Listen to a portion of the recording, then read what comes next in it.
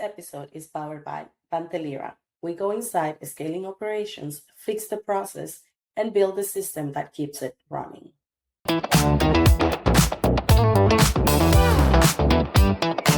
Most people meet a new tool and ask one question: what can this do? The best operators ask, how does the work actually happen right now? And what can be improved? Map before you build, process before tools. And the work of carrying this into a business, any business, is what this show is about. Welcome to the Forward Deployed Operator. I am, how do they say, action. I am here today with Phil Lakin. Actually, I'm going to call you Phil because this is how Phil is we are in each other.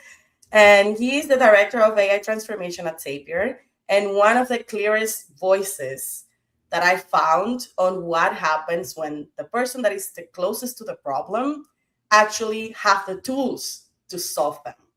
So I love having you here today, and because we have arrived to the same kind of category from opposite sides of the table. You coming from no code theory, Airtable, Zapier, the systems that are holding the teams together. And I've done it from being an industrial engineer in supply chain, like really leading the projects of depending on a developer to actually do the things. And it's just amazing. So the two paths are coming here today to define what a forward deployed operator is. So Phil, welcome. So good to be here. And what's crazy is hearing you speak about this stuff. It's like you're stealing words right out of the stuff that I say all the time when I'm talking to like Zapier's biggest enterprise clients. Like, when you empower the people closest to the problem to solve things, magical things happen. And I think what's so cool about that is back in the day, you mentioned like no code. Back in the day of no code, most of this stuff was possible, but nobody cared. Right? Yes. And now, because AI is so popular and everyone wants an AI strategy and everyone wants everyone to be AI enabled and AI forward at their company, especially after that big memo came out from the CEO of Shopify. Yes. Right.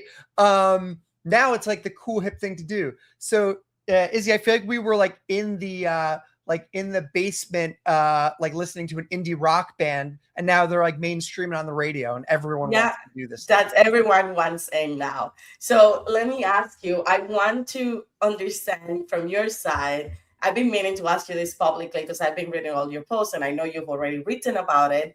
But what were you seeing already that needed to have a name like this? Yeah. What is not a forward deployed operator? Yeah. So back in the day of no code stuff, right? So I founded with a buddy of mine, Brett. So we co-founded this community together that eventually turned into software as well. And then that was acquired by Zapier. And the community is still active today. It's called NoCodeOps. And it's ran by the infamous Claudia Cafeo, who is the world's best community manager.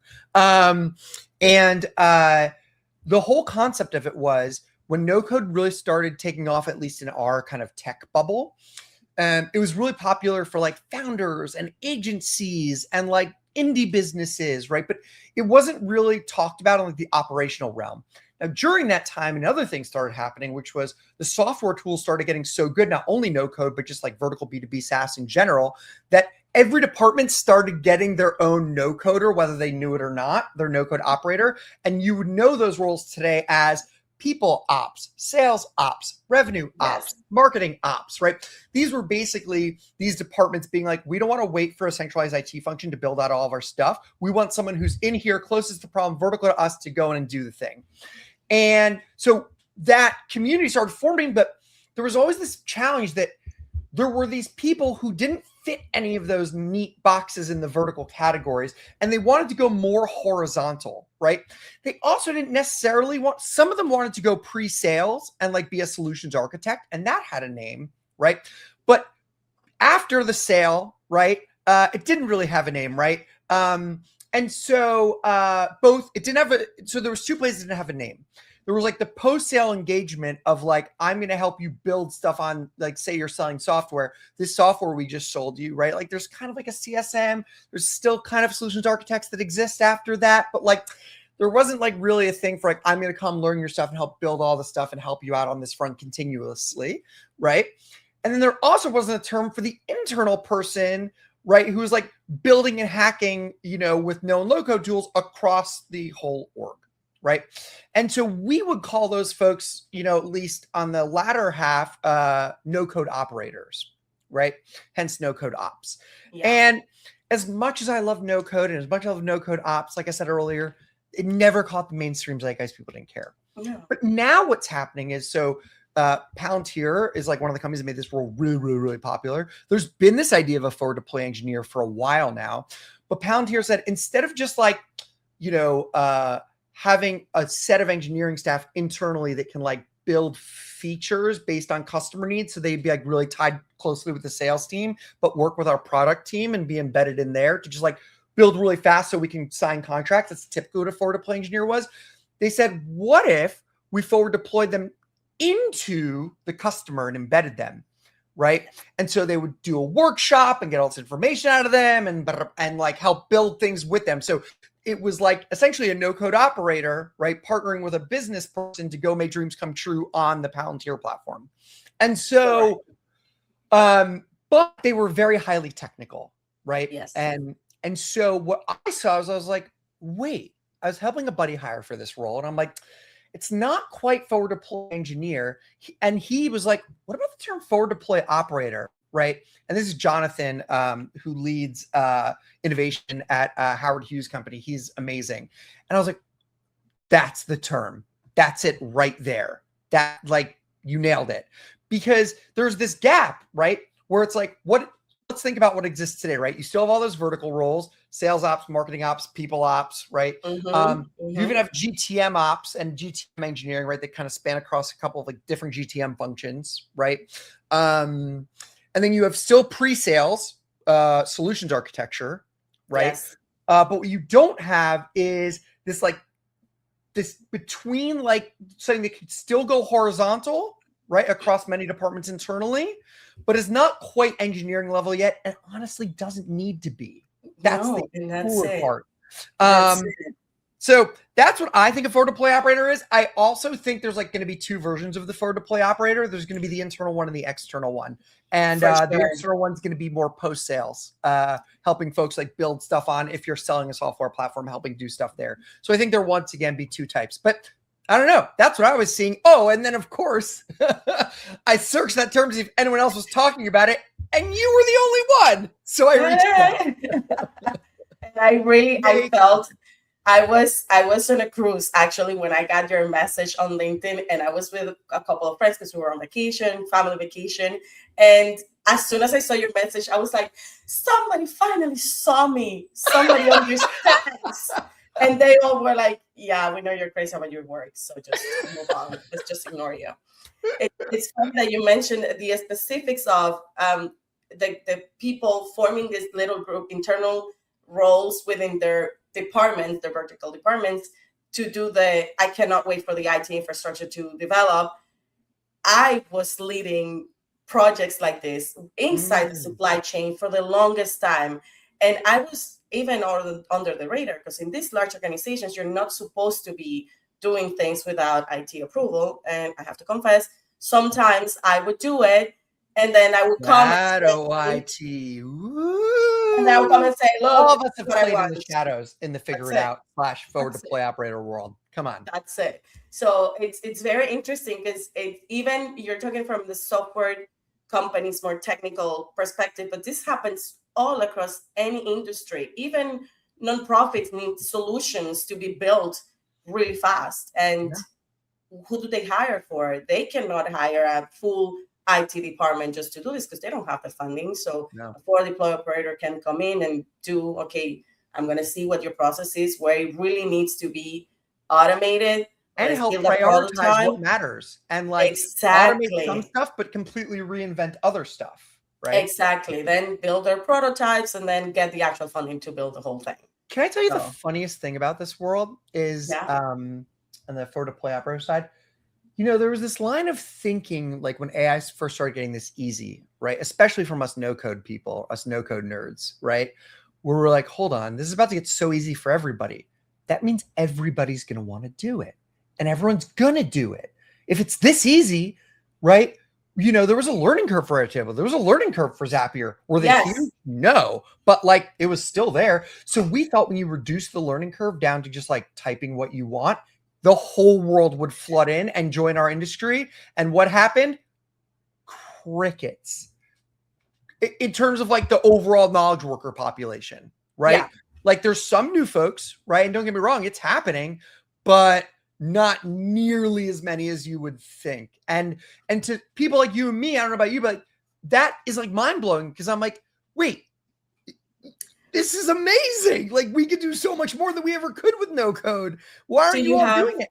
They don't want to. Do you have any theories? Do you have any theories as to why? Because I do. Well, I'm curious. Yours, mine is just like I think there's like this figure it out gene, figure it out mentality that some people have and some people don't. Right? You just like can't. I don't know. If you don't have it, you don't have it. You know what I mean? And if you have it, you have it, but it's probably a little bit small. I think there's also a lens of like neurodivergence here, right? Where it's just like someone like me who is like ADHD, like is like, this is the dream come true, you know? But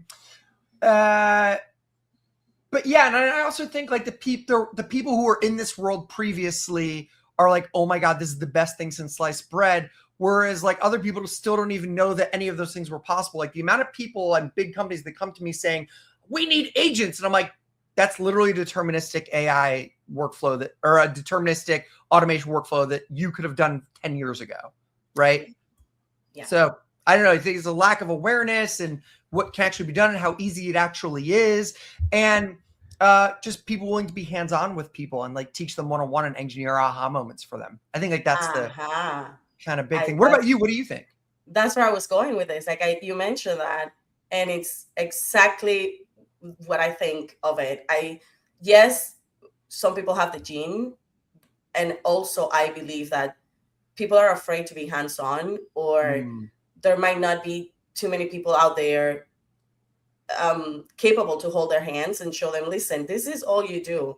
And lately, after I launched my company, this is what everybody comes to me with, like, which AI training do you recommend? And I'm like, try it. Just do it. Start typing. I started reading this book called Co-Intelligence, and like the first line of the book is perfect. It's like, you are 3 sleepless nights away from understanding AI. I couldn't agree more.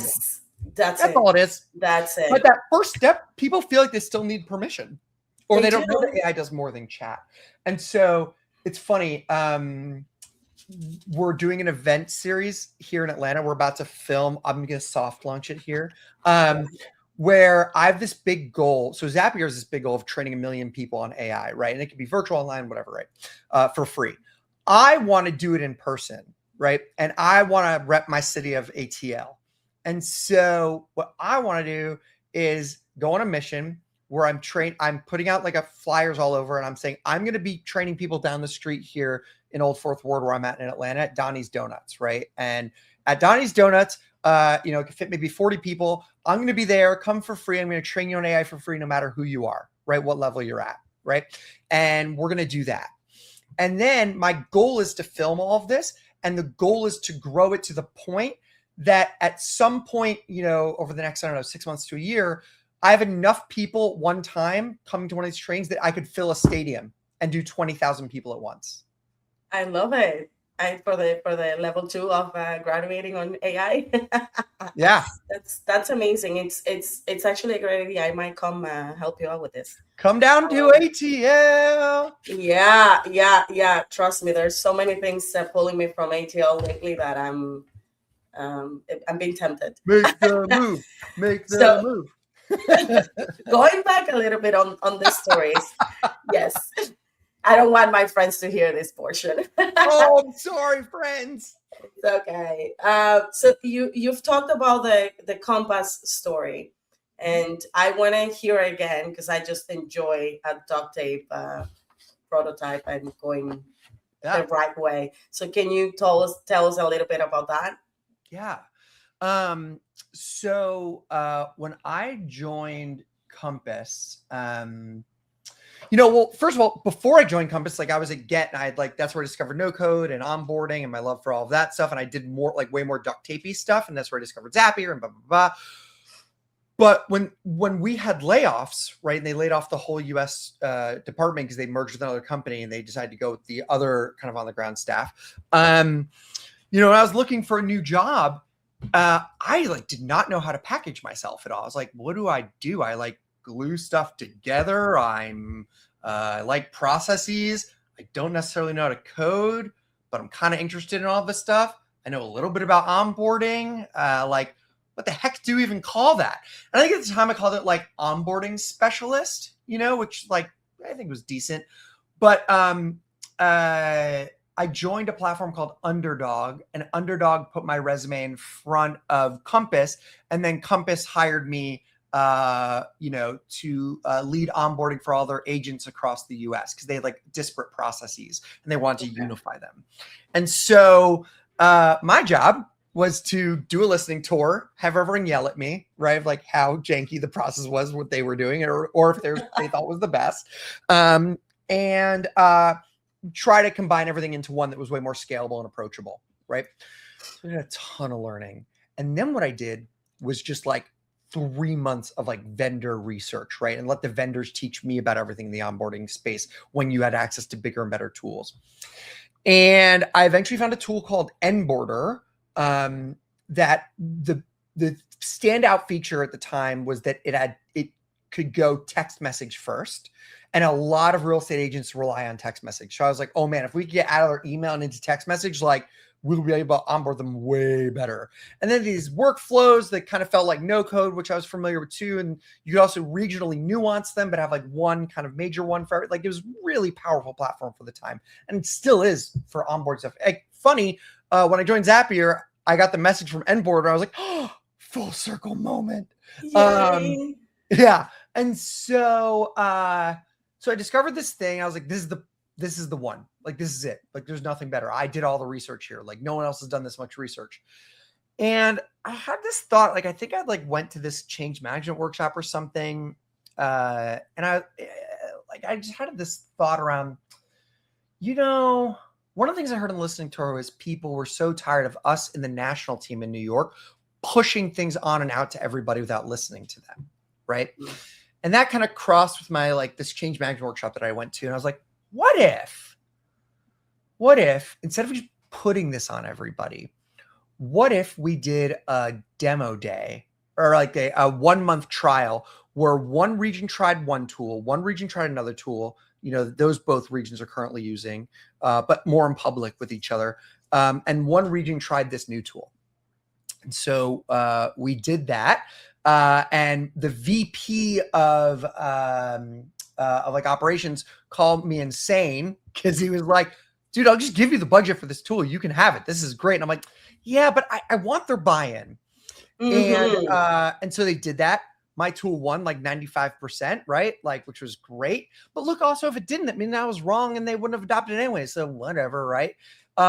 Highest CSAT score we ever got as a department. Not CSAT, ENPS score we ever got as a department. Okay. The employees were happy because they felt like they were a part of the process and could give feedback, and they were all bought in. And that's part of the methodology I used internally at Vantelira, and what I've been using for the past almost 20 years. Once you have people testing with you and giving you feedback on the fly, you already have the change management happening alongside. Yeah. It's happening without your permission. It just happens. Exactly. Just recently, I finished a project with a customer, and I asked them, so tell me, when do you need me to come and train the team to use the tool, the custom tool that we just developed for you? And he was like, we don't need you. They already know how to use the tool because we've been testing it with you for the longest time. And I'm like, oh yeah, right. So that's it. You're good to go. And yeah, we're good to go. Huge. And enablement starts before the build. Yes, exactly. And that's one of the things that people need to understand also about the role. I find that it's part of the role to enable people and to get them in love with the tools, basically. And that's where I think forward deploy engineering and forward deploy operations kind of part ways a little bit in a good way, right? Engineers are really good at, they're really good at like listening and interpreting stuff and figuring out how it should work and like going really fast, especially with how fast these tools move and work today. And I guess some of them are in charge of like enablement and all this stuff. But on the ops side, you really have no excuse, right? Like you have to be full stack, right? You have to be able to listen, prioritize, build, take people along for the journey to make sure you're doing the right thing, right? Get buy-in from the right stakeholders to do it. Do the reporting at the end to show that it was, a positive thing and learnings, right? Because no one's going to do that for you. Like you have to be good at all of those things, right? Yeah. And that's why, like for the cohort that we're doing, right? Like it's not just about the build skills. In fact, it's probably the least part about it because everyone who's coming into like the forward deploy operator school cohort is like, they already have some experience building. It's all this other stuff, both from like the packaging side and from like the taking a project full cycle internally. Yes, exactly. And now you mentioned that, how do you feel about the fact that this is industry agnostic? This role is not necessarily just for tech. I think the people that are going to have the most fun with this role are actually going to be outside of tech. Yes. They're going to be the technical person on the team for the, for the operations of like a mining company or like a gas and electric company. Like, I think that like people outside of tech or like in consumer stuff, like they're going to have the most fun with this. I totally believe that. I am a testament of it. And it's the funnest I've ever had, honestly. Right, because in tech, everyone thinks they know everything. Do you know what I mean? We're all a bunch of know-it-alls, right? But outside of our bubble, people are like it still blows my mind when someone's like, hold on a second. If someone submits this form, I can get an email and it can automatically write a custom email back to them from me? What? Yes. Still mind-blowing to like most of the population. Yes, it is. So before we even use the Zapier and we automate any process or build any tool, what do you think can help the people looking at their processes? Like what do they have to fully understand before starting implementing Zapier or Table or now building their right? Yes. So it's a hard thing for us, kind of like figure it out people, no code people, forward deploy operator people, ADHD people like me, because all of us start tool first. We get very excited about a tool or a new capability, and then we find a problem to bring to it. And it's not good. I've fallen victim many a time. I will still fall victim to it. It's just a matter of how fast I can catch myself is like with the metric I measure myself on, because I will never not fall victim to shiny object syndrome. Yes. Right? Done. But okay, let's say you're past that, right? Here's the thing. The first thing I like to do with folks is I always, and we'll probably do this in the cohort too, I always have everybody read the mom test, which is like the Bible in my mind on customer conversations. And I have people apply that to internal stakeholders, right? And the whole idea behind the mom test is, and they call it the mom test because, like, if you give your mom like an iPad with an app on it, like a cooking app that you just made, say, hey mom, will you use this? She'll be like, oh my God, this is great. I love this, right? Because no one wants to give you negative feedback. Your mom, she loves you, but like people act like that when you just put solutions in front of them. The real challenge is putting the solution completely away and just understanding the problem, right? Deeply. And like, where's this going wrong? How have you tried to solve this today? Does this even matter enough that you have tried to solve it? If you haven't tried to solve it all, like, should we even be building or thinking in this space? Oh, that led down this weird thread to this other thing that you do. Tell me about that. Right. And so on and so on and so on and so on and so on. Right. So I think there's that side of like really getting deep with the problem. And then there's the other side of like, is it worth solving? Right? Yes. Which are not always the same things. There could be something that there's like a deep problem set around that maybe one person has specifically or a small group, but like it doesn't really affect other stuff or things that actually matter as much, right? So it's like, do we really focus our time there? So I think you got to develop tasting judgment on both sides. Yeah. And so you would agree with me if I say a forward deploy operator needs to, it's defined by the thing that they do first, not necessarily the tools that they know or Yeah. the coding that they can do. It's really defined. What do they do first when they are presented with a problem or Look, when a all this potential stuff gets solution? easier to build, the skill is really talking to people and looking at things and like saying, huh, there's a pattern here, or like, let's pull on that, right? Or like, that's where the magic lives.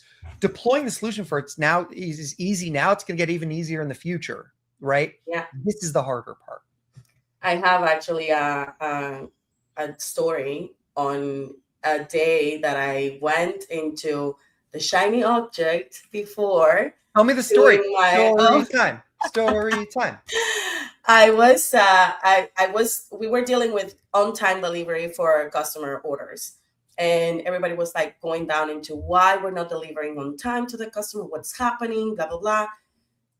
Somebody found a solution and apparently it was in the system. It was, we were using SAP at that company. They gave me the ticket, the IT ticket, the solution that needed to be fixed in SAP, and how the promises, the order the date for the orders had to be promised automatically when the customer entered the order.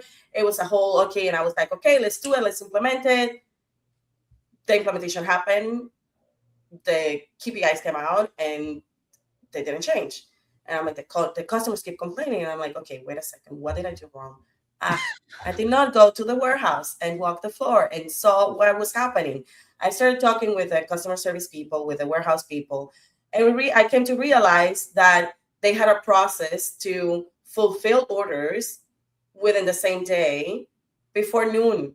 If an order came in the afternoon, it couldn't be promised for the same day. And the system would still think, oh, we can promise for the same day. So anyway, we ended up going back, tweaking a little bit the system. So it will tell the customer, listen, when you enter an order after 1 p.m. or noon, it's going to go to the next day. And that was it. The customer knew, they were happy because they knew in advance that they were going to get it the next day. And that's the it. thing. You said a great term there, which I think we used to do this also at Compass. We used to go out in the field with agents. In fact, some of the people at my rideshare company that I worked at before that would literally get their drivers that would get their TLC license in New York and drive the car, right? Like factory flooring, right? Like getting on the factory floor, like, being as close as possible, right? And if you don't talk to those people, you're diced from day one. And so finding those people, talking to them, understanding like from their perspective. Now, it doesn't mean, now here's the tricky part. It doesn't mean that they have the solution, right? No. Now, some of them might think that they have it, or some of them actually might have it, but that doesn't necessarily mean that, right? Like if you were to talk to 100 people before the iPhone came out, none of them would have come up with the iPhone, right? It took a mastermind, right? Like Steve Jobs to like, produce and think through that. And of course, his whole team as well, right? Because it wasn't just him, right? But like that idea of like talking to people is the thing that people skip over the most. So important. It is so important. And there's actually a term in Lean Six Sigma for lean manufacturing that is called Gemba walks. It's actually literally going and walk the process with the people that actually do it. And that's part of that. Yes, I know. It's a lot of great theory that actually works. And we can do that digitally too, Yes. Oh yeah, for sure. Listen, we're coming to an end and I want to make this a tradition that the current guest leaves the questions for the next one. And I'm going to give you some context. The next guest is the founder that is deeply in operational reality, scaling a product-based business, so a customer, a CPG brand. And they are about to hire their ops person or their tech people, their tech team. They're like at that moment, what question should they be answering at this moment? So they should be asking themselves to make sure that they're hiring the right people. And that could be even a forward deploy operator, not necessarily a separate tech or an ops person. And so what question do you think they should be answering themselves before jumping into their first hire? I think they should have some semblance of like, what is the, or at least their idea of like the biggest bottleneck or constraint right? Because it's the law of constraints. Like if you fix anything before it or after, you're just going to make it worse, you know?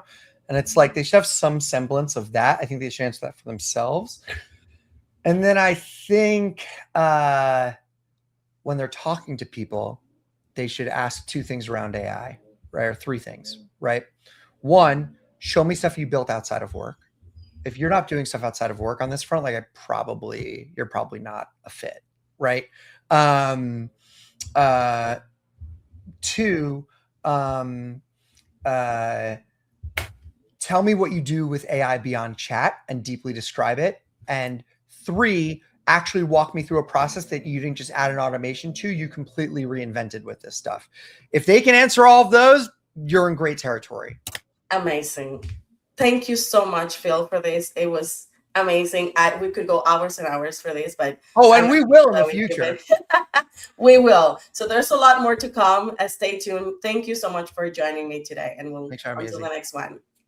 That's it for this one. Follow the show so the next episode finds you, and the newsletter goes out every Tuesday. Link below.